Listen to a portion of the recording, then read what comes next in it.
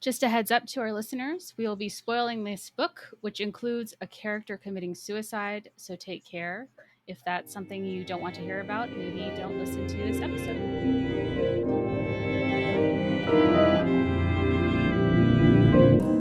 No live organism can continue for long to exist sanely under conditions of absolute reality.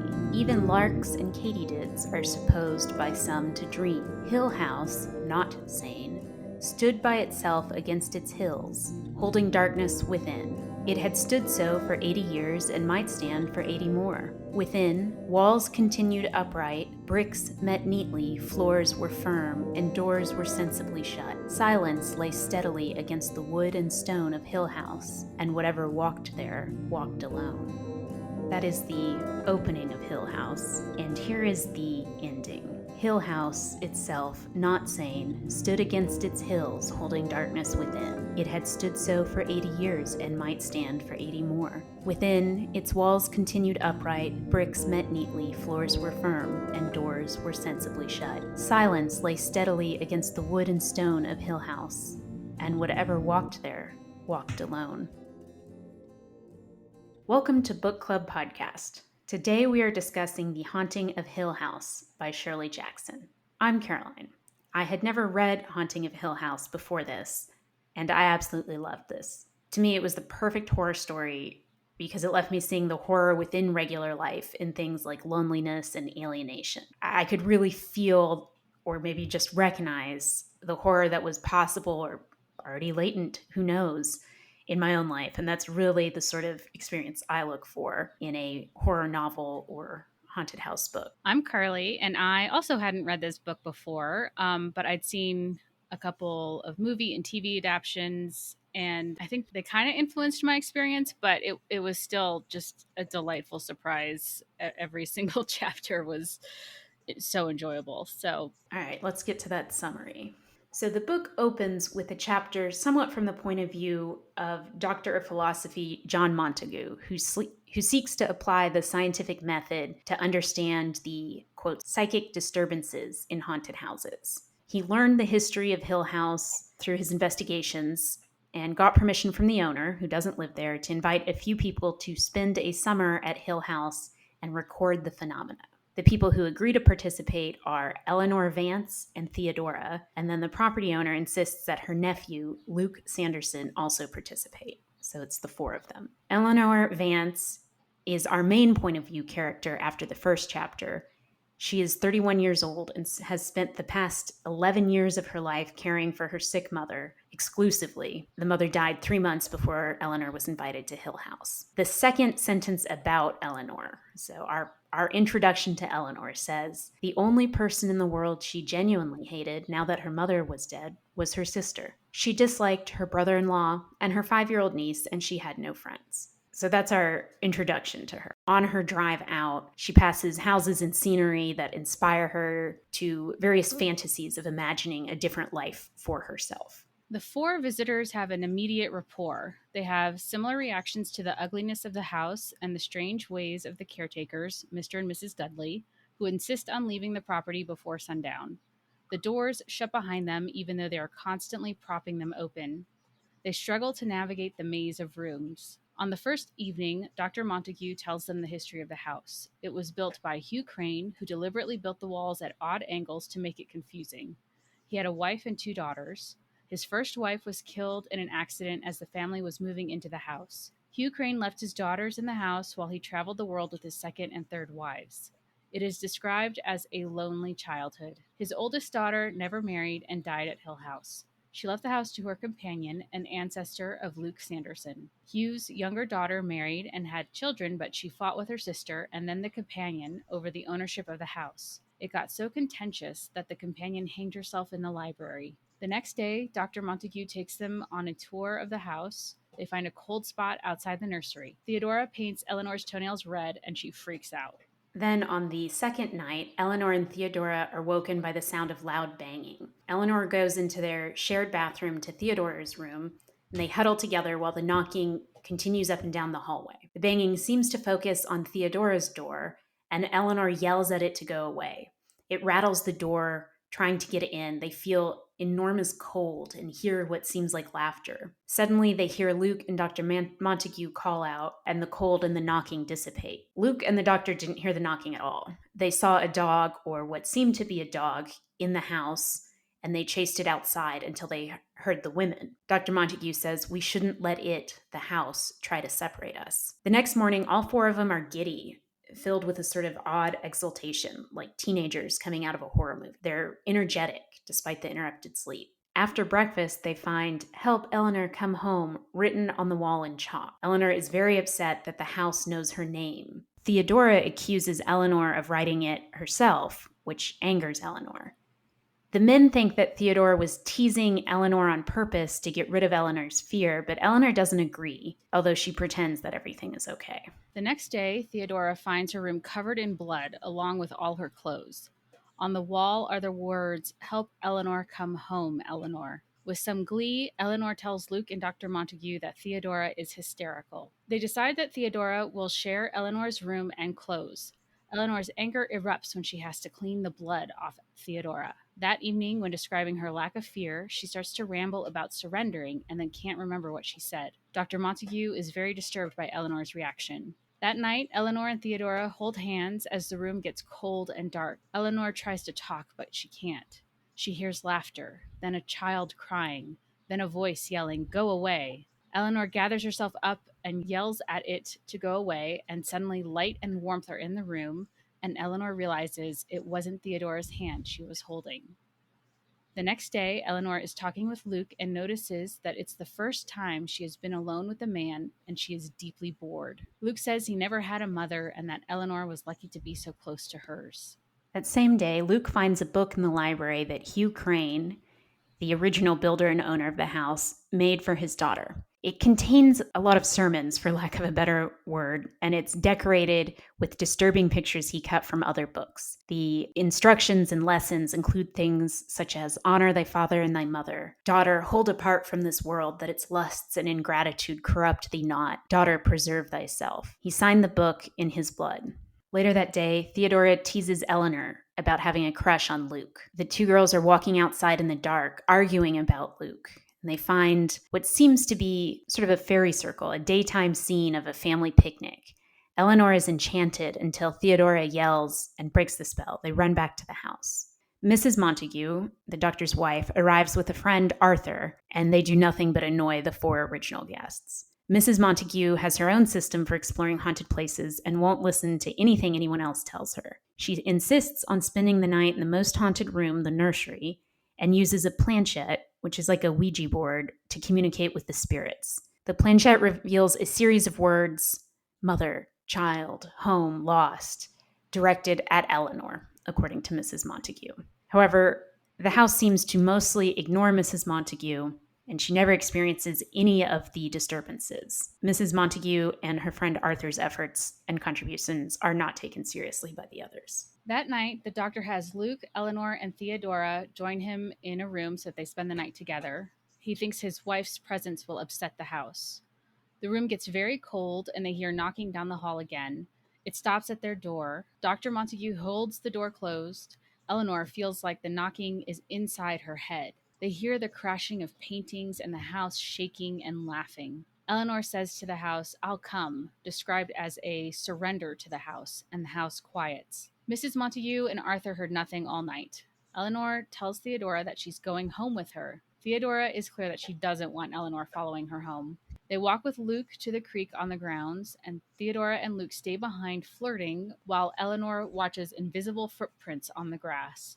She runs back and asks why Theodora and Luke didn't stay with her. Later that day, she eavesdrops on Theodora and Luke flirting. She wonders, when are they going to talk about her? Eleanor continues eavesdropping on everyone in the house. Arthur and Dr. Montague in one room, Mrs. Dudley and Mrs. Montague in the kitchen. Eleanor can hear everything happening in the house.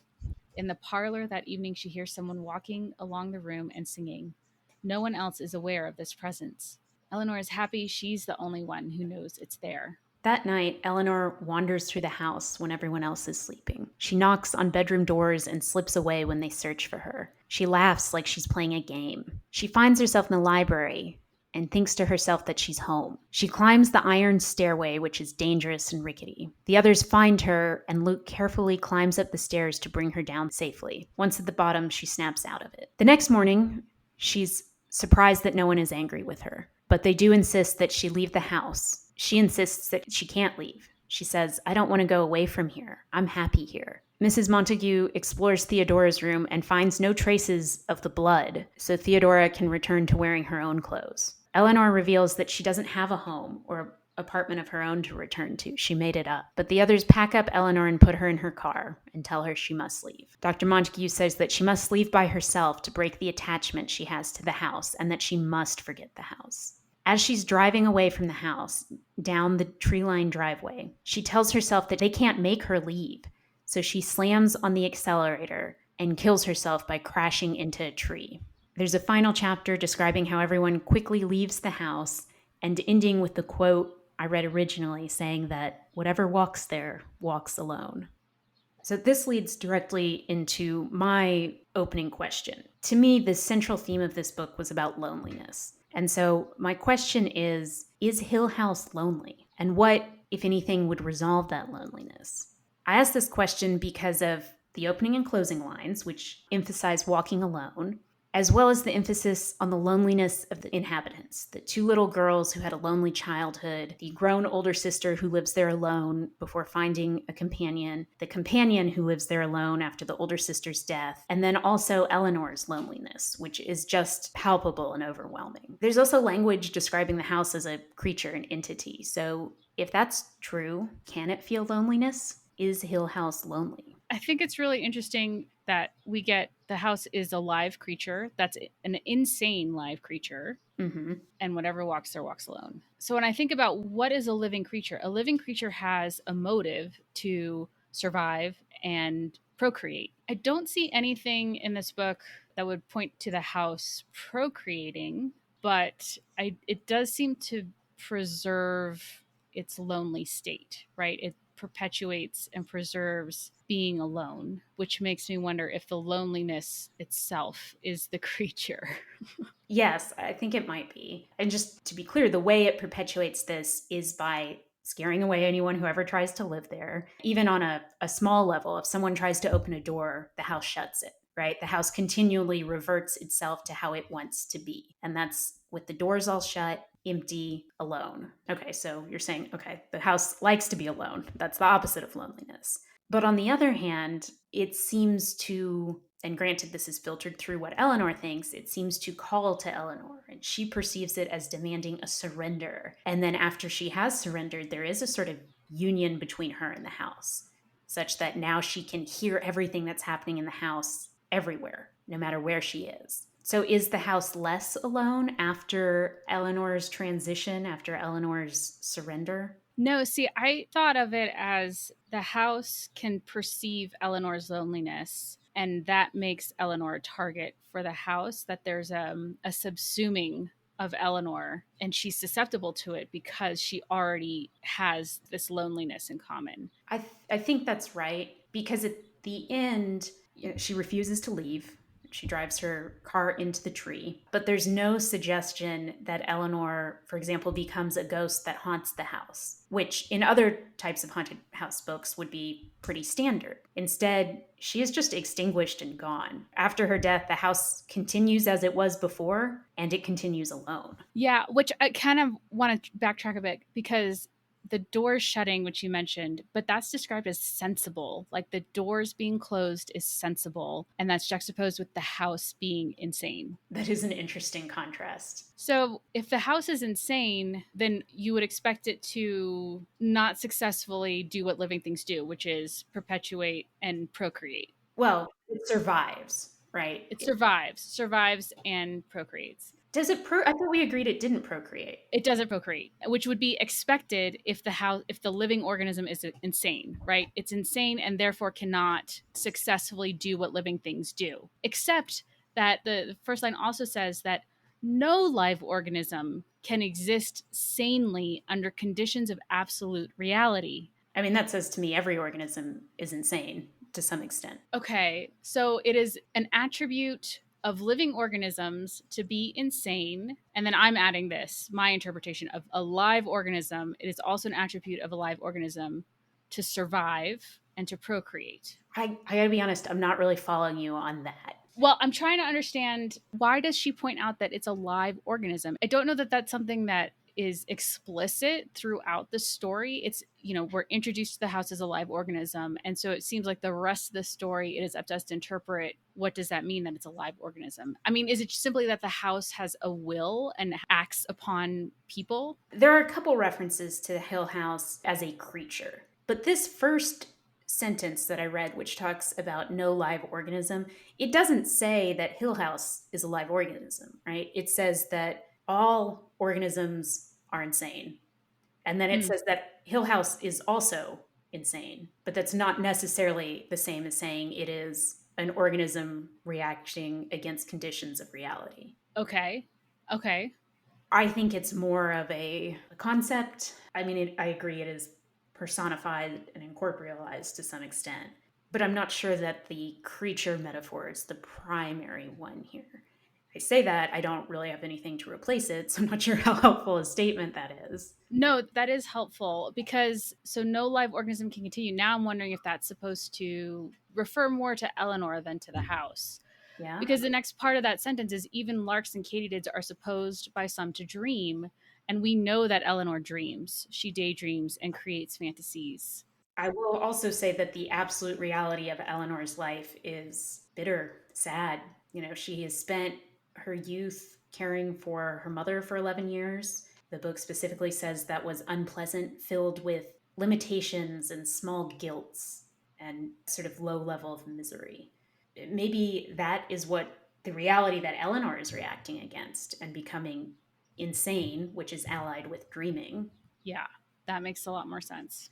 So is Hill House a place of absolute reality? I don't think so. I think the outside world is that place. There's just too much that's weird about it. To the extent absolute reality is opposed to sanity, the house seems more on the insane side, as is directly said. So Hill House is also not sane. Yes. And the person who comes to it, Eleanor, is already arrives this way or becomes insane in reaction to the conditions of her real life outside the house. So there's a meeting of spirits, a meeting of, Insanities, kind of. yeah, but journeys end in lovers meeting. Eleanor's insane, lonely spirit meets the lonely and insane spirit of the house, and there's a journey's end. I think we should explain that phrase. So, journeys end in lovers meeting is a phrase that Eleanor has stuck in her head throughout the book, both as she is journeying to the house and then repeatedly throughout.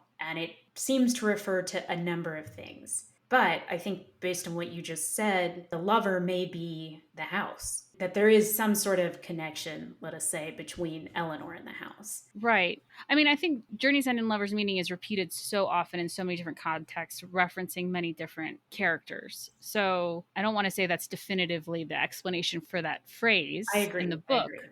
Yeah. But I don't know that it's because, as again, her first impression of the house is like it's vile and rotten and we shouldn't be here. But there's a symmetry there. There's a recognition, maybe. Between Eleanor and the house Yes. on their first meeting. Well, no, I wouldn't say it's immediate. Like so many things in this story, like the book overall, there's repetition and there's like a circular quality of people liking each other. And then there's resentment. And then like there's this, it's anything but linear. It's just not linear at all. Well, okay. Let's take it back to that phrase, which I agree applies so many places, it's hard to say exactly what it means. It has a lot of inflections depending on the chapter. But just by itself, journeys end in lovers meeting. It is such a hopeful phrase, full of such simple and maybe even naive expectation that you will just journey forth from your starting place and that journey will end up in happiness, right? There's a sort of fairy tale quality to that phrase. And that seems very true to Eleanor's character. Yeah, like you journey out to find something that is missing in yourself. And so when lovers meet, whatever that missing piece was has been found. when lovers meet. And so there's no need to continue out searching. And that's why she refuses to leave at the end. She has found something that she wanted. She thinks she found something that she wanted. Well, is that true? I mean, we say that because it seems awful to want a haunted house and to end your life through deliberate car wreck because you refuse to leave it. But do we know that she didn't actually find what she wanted? She only thought she did? I mean, was she mad enough that maybe this is what she actually wanted and was appropriate for her? That sounds incredibly harsh, but how do we know otherwise? Yeah, no, I think Dr. Montague gives us a clue. He's like, the house has you. You've been influenced. I don't remember if he uses the word warped, but it's somewhat implied, right? The house has warped you. Mm-hmm. Okay. And he sees it early on. When she talks about surrender, and she says that multiple times. She wants to surrender. She gives in. She thinks the house wants her, and so she accepts that. I think that's the haunting. It's that it got into her head, even to the point where she hears the knocking inside her head and can predict when the knocking is going to shift focus. I think that's the haunting. Yes. And I think what is also haunting for me as the reader was to realize that this haunted house may actually be a better life than what she had right before this. And that's part of why she falls in love with it.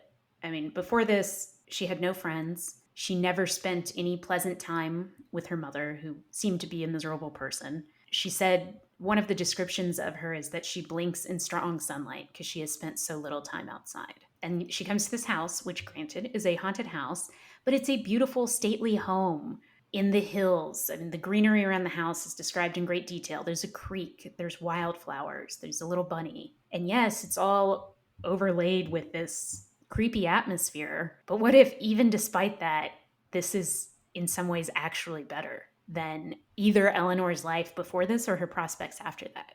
I mean, that's to me a really horrifying thought.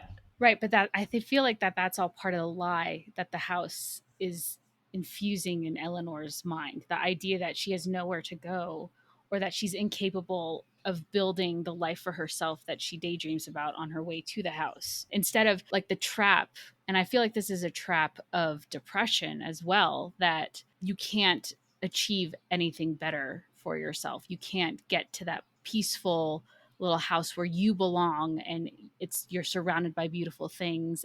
That's a lie that depression tells you. Yes, when it is stemming from that, but also how do we know it's a lie?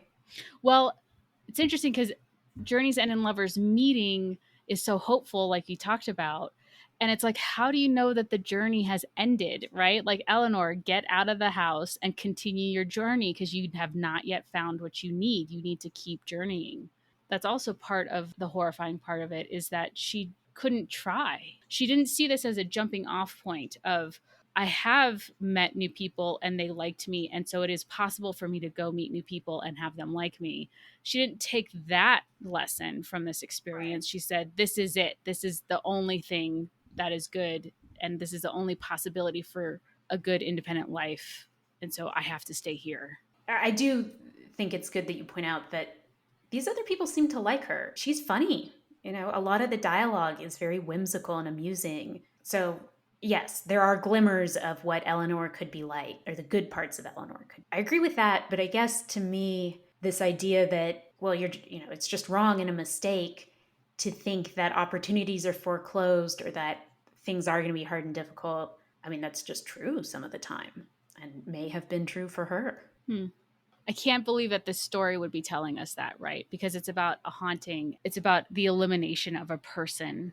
Like, I don't know. So I just can't accept that Eleanor's ending is a happy ending. Yes, I agreed. I also think that the very last line about the house walks alone, I think is particularly beautiful, or particularly brutal, not beautiful, because Eleanor has just killed herself in order to remain at or with the house. Such a rejection of what she thought she was doing. Right. So yes, that is all true. But I guess I just don't want it to be as simple as, the house got in her head, drove her mad, and she misunderstood some basic facts about the world. She's actually a lovely human being with lots of opportunities. I don't think it's quite that simple, right? No, I don't think it's that simple either. Like, she goes in, she is a hateful person. Yes. And we see that throughout her time there. But even before she gets to the house, we see indications of that. We see indications of that before the house has really started haunting her. She thinks mean thoughts about everyone else.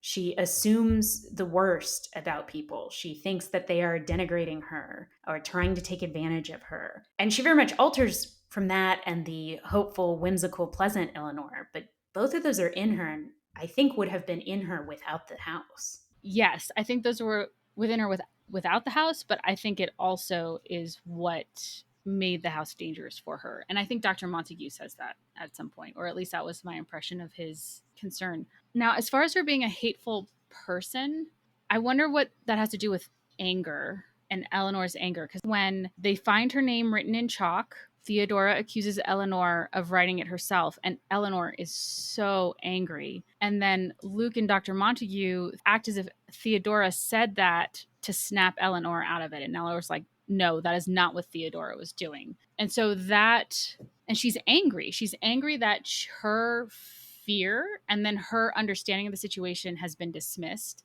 But she doesn't express that. She plays nice. She pretends like everything's okay. And the phrase, I have it here, it's something along the lines of she tried not to express her anger because she didn't want to be ineffectual. Oh, interesting. And then that anger and loathing comes out again when she's cleaning Theodora up. And it just made me think she's been a caretaker to her mom all these years and just repressed her own wants and needs to take care of her mother. And now she's in a position of caretaker again with Theodora, washing the blood off of her. And she loathes Theodora. She's never loathed anyone so strongly in her life as she loathes Theodora in that moment. And I think it's a reaction to she's had to repress herself to be a caretaker. And when that has to happen again, that anger comes through again and she never expresses it. Yes. I mean, I think you nailed the reason for that anger. I also, cards on the table, I think that anger is part of being lonely, of certain really deep types of loneliness, where you are so lonely and so desperate for human connection, but you are also angry that you are so needy and that it has gotten to this point where you do need it this badly and other people seem to have it easily and don't experience the deep hunger that you feel. To me, at least the first time I read this book, maybe I'll change my mind after we discuss it, but to me, this book is about the corrosive effects of loneliness, that paradoxically and cruelly, it can turn you into someone who pushes other people away just as you're trying to get close to them. And I think we see that with the house. We certainly see that in her relationships with the other people, but with the house, it offers her a place to be and she tries to grab it, but at the same time, the manner in which she does it throws away everything else, literally her life, because she's just so desperate to have a place to belong. Mm-hmm. And I think loneliness is like that. The desperation itself can be off-putting to other people, and that is terrible, right? The one thing you need is other people, and something about the way you're reaching out is pushing them away. Yeah. So when Eleanor and Theodora, the first couple days when they're together, Eleanor has like little mean thoughts of like, oh, I wonder if it would be annoying to be around someone so perceptive as Theodora, or Mm-hmm. at that point, I was wondering, Eleanor lies about her life. And I wonder if that's like a self-protective thing where she lies about having a little apartment and a cup full of stars. And she wants to hide the truth of her existence because it is so miserable. And then so having Theodora, who's perceptive or psychic, as she's described, is invading that ability to lie about who she is. It's also painful in a way, right? Because I think another thing that comes with loneliness is the shame of feeling loneliness. And so you don't want someone to be able to perceive that. Mm-hmm. I don't think nobody wants to say, yeah, someone perceived my loneliness, right? We want to be seen in some ways, but not that way. And yeah, I think Mm-hmm. I think you nailed it. That might be the source of some of her anger with Theodora. But there's also this feeling of here's a woman who is warm and welcoming and says we're cousins. Within minutes of meeting, we're cousins. We're gonna have a family picnic here. And it's like, oh, here's the first time she has a sister and a mother. Neither of them have shown her this amount of warmth. So it's like, oh, I better accept this, right? Like this is what I want. She has to accept it from Theodora, even though maybe once they get to know each other better, maybe they don't need to have that sisterly relationship, right? Like you could just be friends. You don't have to like move in with the first person you like, right? And then spend, like, you don't have to commit. That's an immature approach to a romantic relationship. You're going to be with your high school sweetheart for the rest of your lives because it's true love, right? Yeah. And I think later we'll get into the details about whether their relationship is sisterly or friendly or romantic, but I think it's all of that. And the essential point remains is that Eleanor takes that relationship to mean far too much and turns it into such an intense thing so quickly.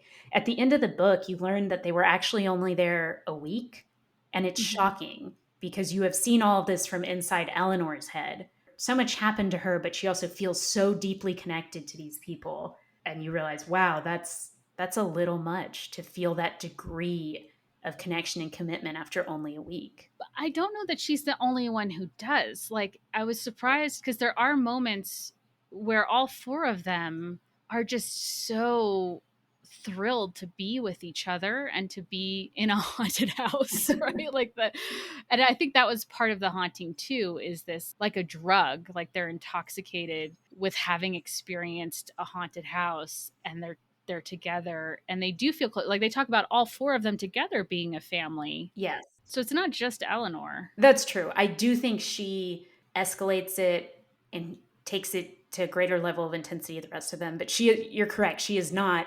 manufacturing the baseline level of connection. They all seem to feel that. I do think the section where Eleanor asks, or really even tells Theodora that Eleanor, is going to come live with Theodora after this. I think that section's pretty funny, really, because that's ridiculous, right? You're not going to move in together. You've known each other 3 or 4 days and you seem to be friends. And I think, and Theodora very gently walks her down from that and says something like, well, you have your house to go to. Because Eleanor has lied that she does actually have a place to go to. So even within that group, it's clear that Eleanor at times takes it further. I think Theodore was, I remember her being more firm about, like, no, you're not. Like, that's not happening at some point, too. Oh, I think she was both firm and gracious. Mm. It was actually kind of a model, honestly, of handling a weird request from someone you've only known a couple days. That felt very familiar to me. I don't know if I have some memories of being at like camp or something as a kid or a teenager and just like seeing these interactions with between women, especially like Theodora feels very familiar to me as like a friendly, warm, extroverted woman who just like, hey, we're best friends now. We've just met and we're best friends. But then it's just the way that they have of interacting with people, and then someone like Eleanor who doesn't have experience with social interactions mistaking that. Forgive me if this is off topic, but that, like, I remember hearing about different cultures interact, and there was someone from a Nordic country on an airplane next to an American business person, and the American was super friendly and sharing pictures of grandkids, and the Nordic person was like, this is my new best friend. Didn't realize that it's a very American thing to be so talkative, you know? And so then when they arrived in the US, the Nordic person was like, oh, you're going to find a hotel room for me and give me tours of the city. And that the American was like, what? No. Like it was just like there's a cultural misunderstanding. And Eleanor is in that position too of, no, this is a social way of being. There's not. It's not a promise, right? Exactly. Yeah. Yes. And I have, frankly, more times than I would like to admit, I have been in Eleanor's position where I guess there was a baseline level of loneliness. And I assumed that because someone was friendly to me in a certain way, or we shared an experience that seemed serious, that would be like an ongoing, serious relationship. And I think I really scared a bunch of people off by just coming on way too strong. This is actually a really embarrassing example, but I think it's dead on. So one time years ago, I went out for a drink with someone that we were both involved in improv with. Like we went and got wine at a coffee shop or something very casual. And I had essentially already decided in my head that we were friends, and it made sense for us to be really good friends. And at that meeting, I mentioned repeatedly the next time we hung out and named what we could do together then, and like just threw out ideas. And I never heard back from that person afterward. And I realized on reflection, it just seemed like I was giving this person a to-do list or sort of imprisoning them in my expectations. So But I've done this. yeah, that feels familiar to me too. I know I've done it too. And what I want to do with Eleanor, I want to put her in therapy and tell her, like, look, just because it didn't work with Theodora, it's just that she's just not the person to respond to that kind of friendship. But there are other people out there who will connect with you at your level. It's great that you have a friend in Theodora, but that's going to be a casual friendship. That's an acquaintance. Maybe you send a Christmas card every year, but you never go on vacation together, right? Right. In some ways, it's such an introvert versus extrovert thing. Yeah. Like I have as an introvert, done the introvert thing of just glomming on to the extrovert friend at parties or otherwise. And like you have come to the realization that the things that I only do with people I really, really like, other people just do casually, Right. including, certain types of conversation or gestures of affection. And I used to joke, and this is a little harsh, so I do not mean it, but that you can't really trust an extrovert because they're just nice to everyone. It doesn't mean anything. But like if a misanthrope or an introvert is nice to you, that means something, you know? Right. So a little bit of that feeling is clearly going on here. It sounds like we both identify. Oh, definitely. And I've actually played extrovert a couple times where I'm like, no, I can totally commit to like hanging out with this person and then not. Just be like, no, actually, I should have trusted my introvert instincts of like going slow. Yeah, I take it seriously. I understand why this would be uncomfortable for some people, but generally my assumption is if we were close once, we have the opportunity to be close forever, which sounds real creepy when you say it out loud. But that's Eleanor for sure, It is, right? Like, yes. And so I sympathized with her. she's finally with people she doesn't hate. Yeah, and she was funny. There was a bunch of very witty exchanges. I enjoyed it. I felt like one of the group and I was happy to be there. And they do take care of her too. I wonder if that's the first time she's experienced that too. Almost certainly. I mean, based on how her past was described, it seems like it. Yeah. I just want her to have some therapy. But I think that about every single character in every single TV show or book because there's no story without conflict. I tend to be a little more skeptical about those solutions. Not, I didn't actually mean therapy in general, but often you read a book and you're like, man, if they would just communicate, or, if she just was aware of her own desires. But I tend to think that sometimes even the awareness of the communication, which feel kind of like therapy skills, maybe it wouldn't have helped. I mean, Right. maybe she has had some doors closed permanently by the fact that she spent 11 years caring for her mother. Maybe it's not always just what's the phrase, like springtime in America. That's funny. In the book, Dr. Montague is sometimes just referred to as the doctor. And almost every single time I'm like, there's a doctor there, a doctor who can help Eleanor deal with her issues. But no, he's a doctor of philosophy. But in this case, I think he actually had the answer, which was Eleanor, get away from the house and get out of the influence of the house. And I think it's so fascinating that a doctor of philosophy who has a degree in what, architecture? Something like that, yeah. Yeah, but he's like interested in haunted houses. It makes me wonder, like, does the application of a philosophical review of haunted houses, what does that get you? I mean, more bluntly, I was like, what is this guy's job? Like, we know he's a professor, but we call him doctor. It's philosophy, but he's got the architecture, but he's also writing a scientific article about haunted houses. Like, who is paying? And he mentions, I think, that he has a university job, during the school year. And I guess this is Anthropology just, is his. the 50s and 60s. You could just have people who are paid to be intellectuals in some capacity. But what does he do? Like, how is someone paying him to exist? Right. But they were, apparently. It makes me think of his wife too, because I would expect the wife of this man to be completely rock solid, realistic, pragmatic. But then she comes in and she's like, we're going to use the planchette. And in a way, she's dogmatic, and that makes sense. But it was just a complete surprise. Like, it was, Mrs. Montague was nothing what I expected. She's kind of a comic character, right? She's a true believer in psychic phenomena. She is well versed in it, well researched, although, the feeling of everyone, including the book's author, seems to be that she doesn't really know what she's talking about, but she has tried. And she just sort of blunders in, and she's just too over the top, does things too strenuously. And she ends up never registering any psychic phenomena other than what happens with the planchette, where she just gets a couple words. And then when they all find Eleanor in the library, Mrs. Montague's like, this girl has ruined any chance of supernatural phenomena. And it's like, you're looking at the supernatural phenomena. Like, this is it. This is what's happening. Yeah. I feel like I should explain what a planchette is because I had to look it up. It can refer to a couple things, but it essentially is a device you use for so-called spirit writing, as when you use a Ouija board and you let the spirit move that little triangular device to cover up letters or numbers. From what I read, that device itself can be called a planchette, or it can also refer to some contraption, I couldn't find a picture of this, where you have a writing utensil hanging from a string on paper, and it supposedly moves in such a way that the spirits are moving it and leaving a message.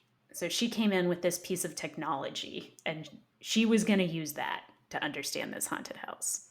And, poor Dr. Montague, like, in the beginning of the book, I had no expectation that he was married. And then once it was revealed he had a wife, I was like, this is someone who has to take care of him because his head is in the clouds, in the supernatural. And then she was like, worse. Worse. You want your spouse to support your career. And in the fact that she's a true believer, okay, that's kind of supportive. Like, that's kind of nice that you can marry someone who actually believes. I thought that, yeah. But then she comes at it the wrong way. It's so complicated. I mean, this is why this book is brilliant, because it's so like complicated and twisted. And yeah, he says this is her one vice. She's a good wife, but her approach to the supernatural is her one vice. And it's like, isn't this your career's pursuit? And you're married to a woman whose one vice is getting involved with your career in this way. Yeah. And then one mystery I have not found the answer to. I've tried. He mentions that Mrs. Montague does yoga. And I was like, what does it mean for a white woman in the 50s to do yoga? Like, I felt like that was put in there to tell me something about her character, but I don't know what it's supposed to be telling me. So I actually do know the answer to this. Awesome.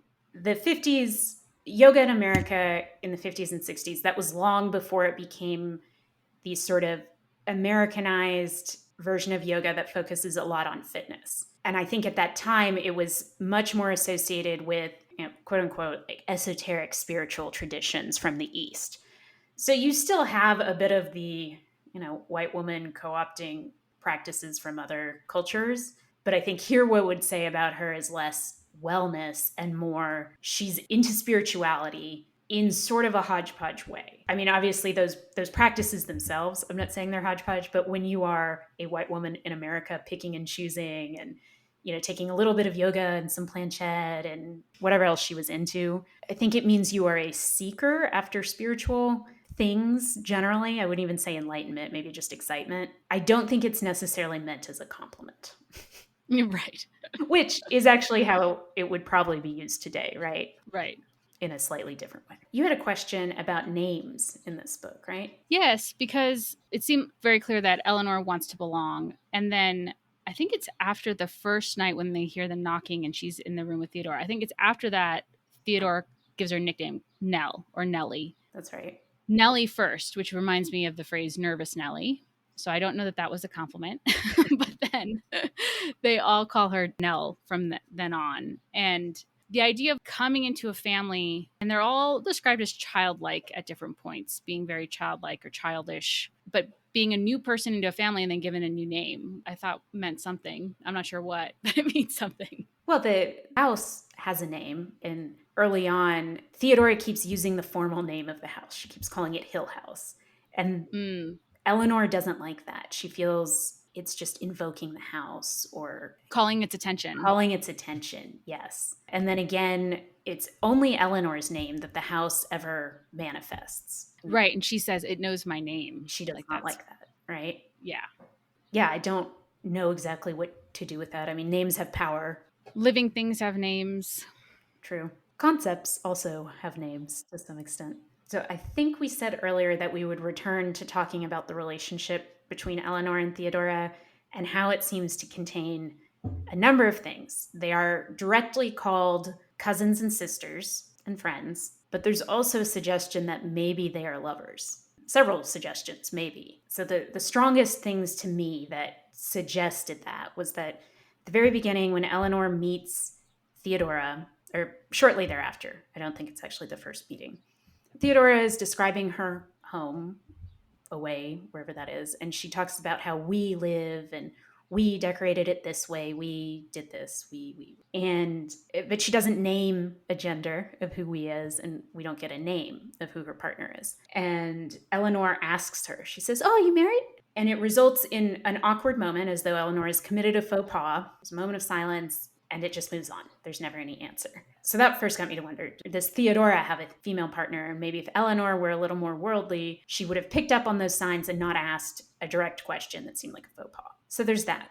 And then towards the end of the book, when Eleanor and Theodora go walking at night and they find that daytime picnic that's happening, the essence of that, it's about the conflict between them. And they are also referred to as sisters in that passage. But it also has this quote, which says, "Nothing irrevocable had yet been spoken. There was only the barest margin of safety left them. Each of them moving delicately around the outskirts of an open question. And, once spoken, such a question as, 'Do you love me?' could never be answered or forgotten." And then a sentence later, "Each knew almost within a breath what the other was thinking and wanting to say. Each of them almost wept for the other." Yeah, I mean, I didn't pick up on it when I was reading it, but that seems to point to at least Theodora being attracted to Eleanor. I don't know about Eleanor. I feel like Eleanor is not in touch with sexuality at all to be even capable of saying there's a sexual attraction there. I mean, right before this, they started arguing because Theodora was teasing Eleanor about Eleanor having a crush on Luke. And now I wonder, because Theodora says he shouldn't be allowed to do that. He's making a fool of you. This was very confusing to me as I was reading it. And like, now I wonder, is that jealousy? And is it like Eleanor keeps identifying a jealousy in that Theodora wants to be the center of attention. But now I'm wondering, is that jealousy because she doesn't want Eleanor paying that kind of attention to Luke? And then Theodora and Luke flirt Yes. before and after this. Yeah, it is openly described as that. It's confusing. I mean, some other things that kind of support that is that phrase, "journey's end and lovers meeting." The first person that Eleanor meets, she meets the house first, but then the first person she meets is Theodora. Maybe they're the lovers they're meeting. But Eleanor also thinks that phrase to herself when she meets Luke for the first time. I mean, it may be that Eleanor's loneliness is just so intense that it's like a tidal wave of longing for connection. And the specific details of how that gets worked out may not even be the point. Mm-hmm. She wants a friend, a lover, a mother, a father, sister. She wants it all. Mm-hmm. There is that passage where Luke and Eleanor are finally alone, and Eleanor realizes she's just bored. Yeah. She's bored. And Luke keeps saying, "Oh, you're so lucky you knew your mother." And it's like, but Eleanor hated her mother. Yeah. She hated her mother. And so I don't know, again, Eleanor, just because Luke isn't the love of your life, the first man you've ever spoken to alone, like, doesn't mean that there aren't other men out in the world. I mean, I don't know. I don't think Eleanor even knows. She doesn't know what romance or lust are. I feel like she's searching. She's trying it on in these different situations. Yes, I agree. If this is true that there's sort of latent or maybe even close to the surface romantic connection between Eleanor and Theodora, I do think that actually works with what you were saying about the importance of naming, because at that time, these relationships existed and people knew it. Perhaps the younger sister or the older sister and her companion were another such relationship, but they were never given the straightforward name. So to name it, to say, "This woman is my lover" as a woman was, I mean, first of all, it's dangerous, but it also didn't happen. So there was skirting around names and perhaps even fear associated with names. And they certainly had power, which we see in some of the other parts of the book. I mean, that would explain why the companion was so attached to the house, right? Or like why the sister left it to her in the first place. I mean, Right.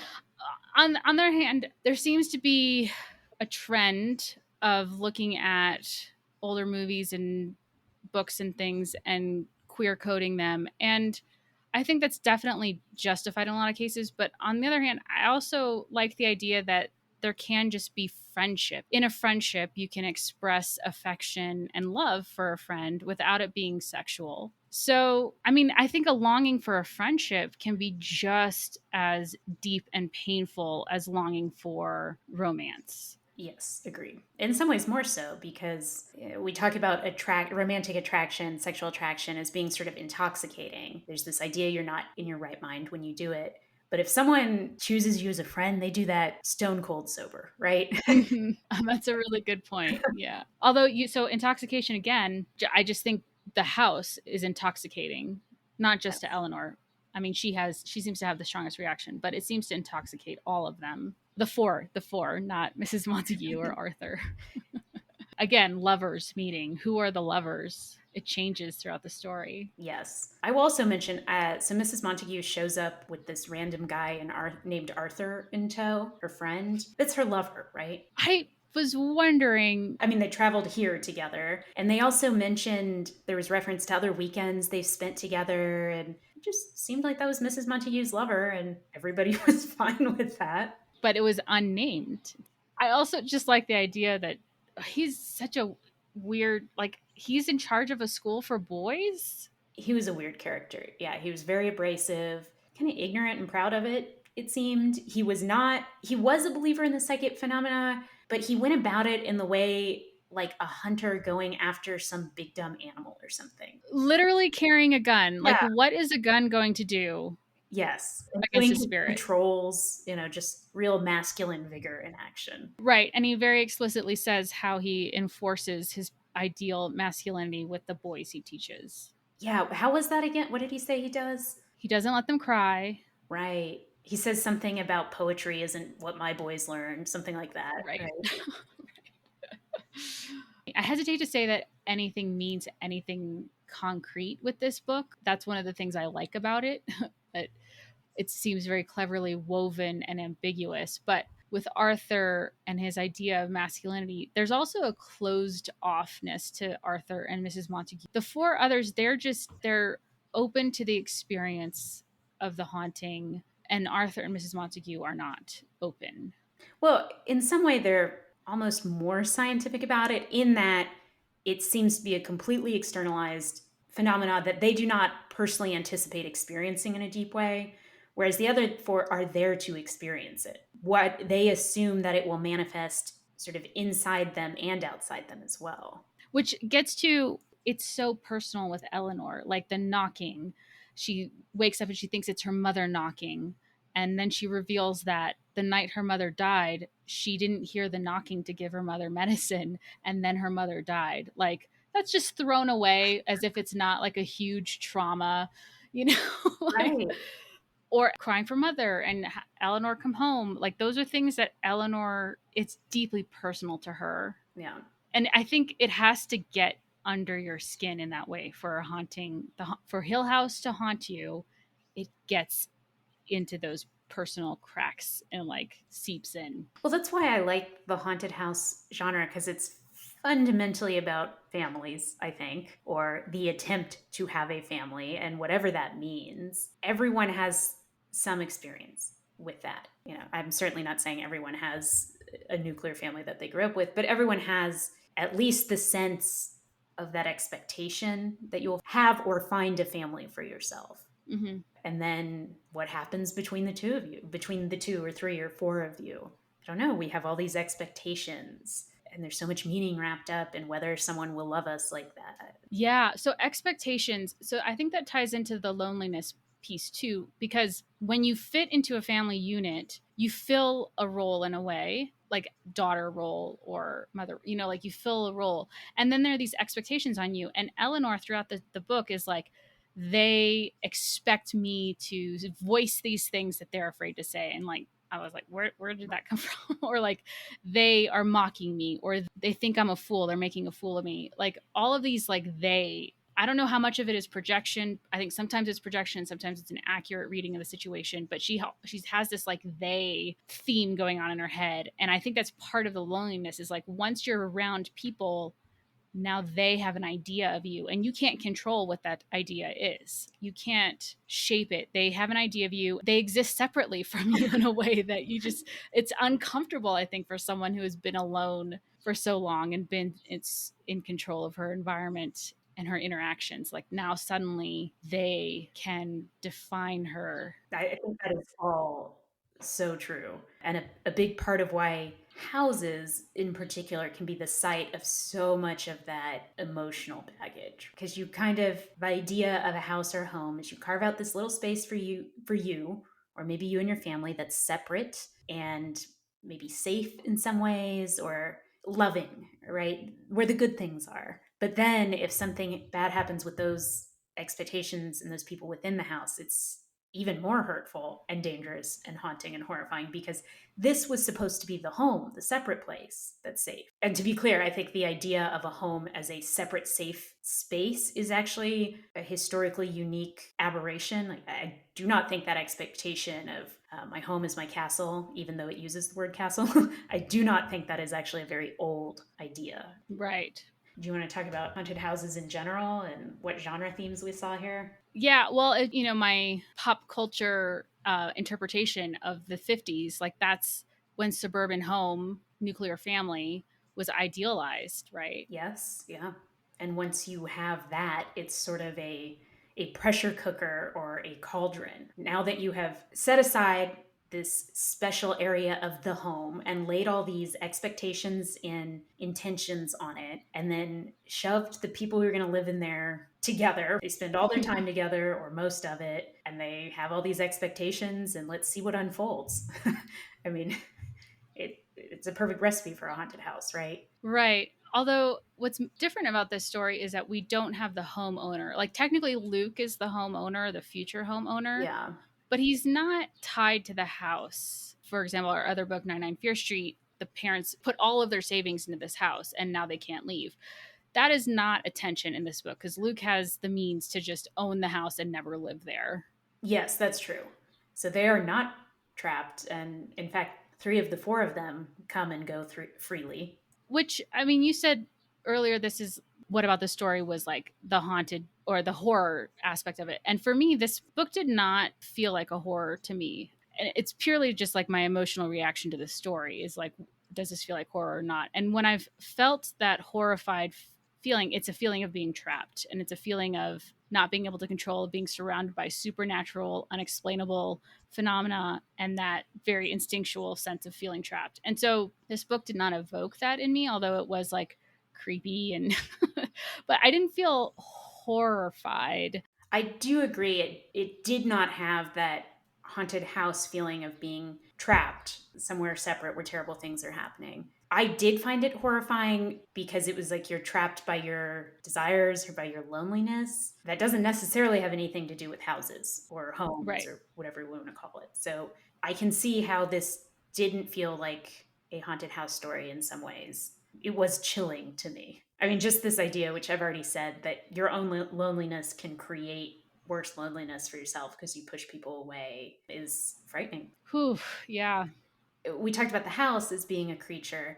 I think loneliness can kind of be a creature. You grab it or it grabs you, and it just can drag you along to some terrible places. Kind of get that feeling from this book. Yeah. I mean, that now I'm horrified. Like your own, it's inside the house, it's inside Yes, your own exactly. head. Where it's supposed to be safe. Right. Okay, wait. Now I want to go back and talk about Okay. absolute reality again. Because if you're inside your own house isn't safe, or inside your own head isn't safe, my idea is like, oh, what is real? Can you go to what is real? But no, because it's the reality that drives you insane. Like, what's real in this book? Oh, that's another interesting thing. There are no skeptics in this book. Although it does open with the idea of a scientific investigation, and Dr. Montague does reference proving haunted houses to skeptics, but you're right, there's no character. But I'm beginning to see maybe a connection here between that and reality. I'm struggling to put it together, but you're right, this book is so subjective, but the haunting is true. We are not actually wasting any time debating what is real or what is not. And yet, the premise of the book is a scientific expedition to debate whether or not haunted houses are real. Yes, it makes me wonder if these two things are in like scientific inquiry and the reality, the absolute reality of experiencing a haunted house are incompatible in a way. Yes, but I'm hesitant to say that because I'm not sure the house represents or has absolute reality in it or around it. I mean, I'm not sure exactly how to talk about it. Hmm. It kind of, and this is a view that I would happily endorse, it mentions scientifically proving something, but that just seems to be sort of a social way of talking about things. It does not seem to pick up the gauntlet that you get in other haunted house books about proving something is real. Dr. Montague wants to write a paper on this that his colleagues accept. The book isn't engaging about we're Hmm. proving anything. That's like his personal hobby horse. And Mrs. Montague's personal hobby horse is letting the spirits know that she loves them. I mean, she does say that at some point, right? No, she does Yeah. to Eleanor too. I don't think this is about a battle between types of reality or degrees or objectivity, subjectivity, which is interesting because the very first line mentions Hmm. absolute reality, but then it kind of like takes it and crumbles it up and tosses it away. And then we're just dealing with people experiencing Yeah. things. That moment, or I guess it's a scene where Eleanor, she becomes the haunter. Like she's listening to the Banging on people doors. and knocking on the doors. Yeah. And running around and laughing. I don't know what to say except that was great. There That was a was real feeling of awesome. childish joy in that section, wasn't there? Yeah. And like she can hear everyone, but they don't know she's there. Oh my gosh. That's like the delight of being alone, right? Like that's not loneliness. That's solitude, or yeah, the good kind of being alone, not loneliness. Because it does, loneliness does Right. is always double sided. I sometimes feel like if I could just get away from other people, then I would be happy, right? Meaning both just physically away, but also shedding these expectations.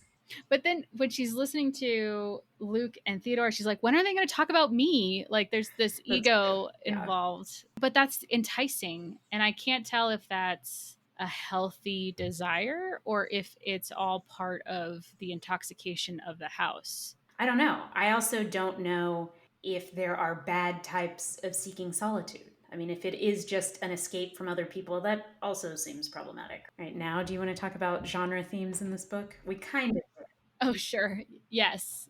So, genre themes, we have the caretakers, a man and a woman, in this case, Mr. and Mrs. Dudley. who are kind of angry and hostile, I feel like they're protected. They're protecting themselves.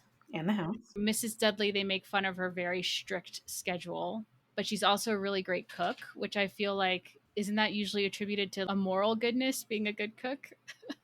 Well, and it was here because she didn't have to make them such nice meals. I mean, they say that. She really did well by them in that regard. Hmm. So there's that. There's names written on the walls in blood, or blood appearing in various places, such as on Theodora's clothes. We didn't talk about the book Signed in Blood by Hugh Crane. It was weird.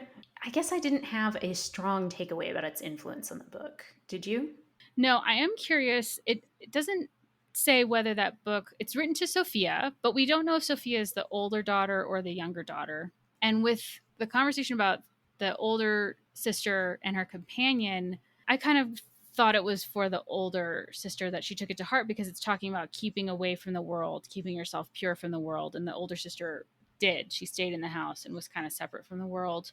But the book and then the weird design of the house. Those are the two main things you know about Hugh Crane. I did think it was interesting that the origin story of this house, as far as it go, is pretty mild. I mean, Hmm. in terms of haunted houses, right? There was Mhm. no massacre, there was no mass scene of torture, anything like that. A couple people died here. There were rumors of hauntings. This man wrote this creepy book, but it's all relatively mild, isn't it? Yeah, I agree. In some ways, I think that makes it worse. So, other haunted houses that we've read or that I know about, something extraordinary took place at that location to sort of warp the house. But this suggests those haunted houses might be a lot closer to ordinary life. Right. Yeah, it makes me think that's what makes it more seductive of like, can't be that bad. Many people have left alive from this house. Yes. Another genre theme is that the townspeople know the history of the house and are hostile, which is a little bit more mysterious here because, like you said, there isn't initiating event, a huge, horrible event. Yeah, it seems that this reputation just sort of develops over time. Mm-hmm.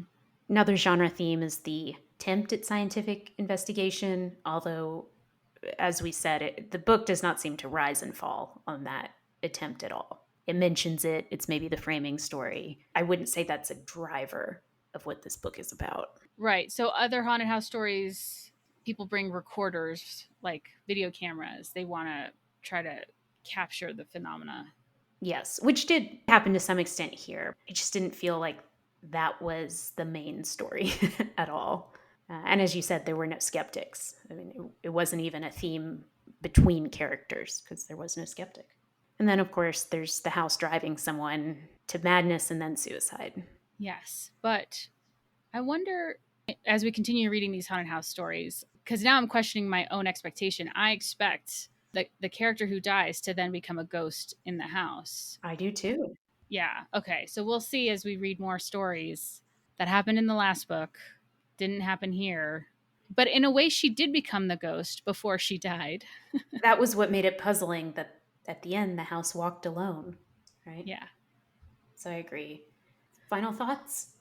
Oh, man. How about you go first? Because let me Okay. think about Yeah. my So you said something earlier about how ambiguous this story is. And it is ambiguous, but I suspect there is a clear core meaning that I have yet to figure out because everything just seemed so intentional in the writing style and how things wove together, the repetition of themes, certain phrases.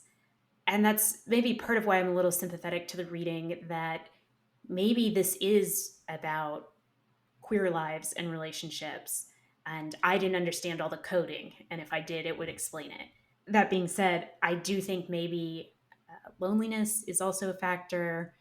I don't know. This book sort of leaves me with a feeling that there is a definite, if not an explanation, then a meaning behind all of this that I just can't quite crack. Yes, I have that sense too. But also, I really enjoyed the ride, right? I just enjoyed reading the story, just the very different ways that the house was haunting. Like the fact that it happened, that there was outside, there was that picnic scene. Well, we didn't talk too much about the tower. Like what the tower has this presence, psychic and physical presence around the house. Like all of those things just is a tapestry of mystery. And I don't know, that, yeah, like these unknown things. Maybe they're unknowable. Listeners, what did you think of The Haunting of Hill House? Have you read any other books by Shirley Jackson? What do you think about the relationship between Eleanor and Theo? Let us know by recording a voice memo and emailing it to openingquestion@gmail.com. You can also complete the feedback form on our website at bookclubpod.com.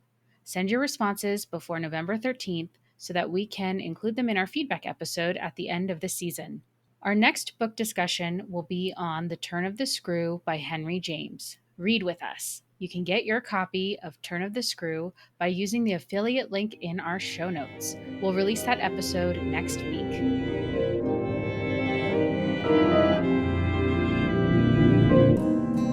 The Book Club podcast is produced by Carly Jackson and Caroline Gorman. Music and audio editing by Alex Marcus. Thanks for listening.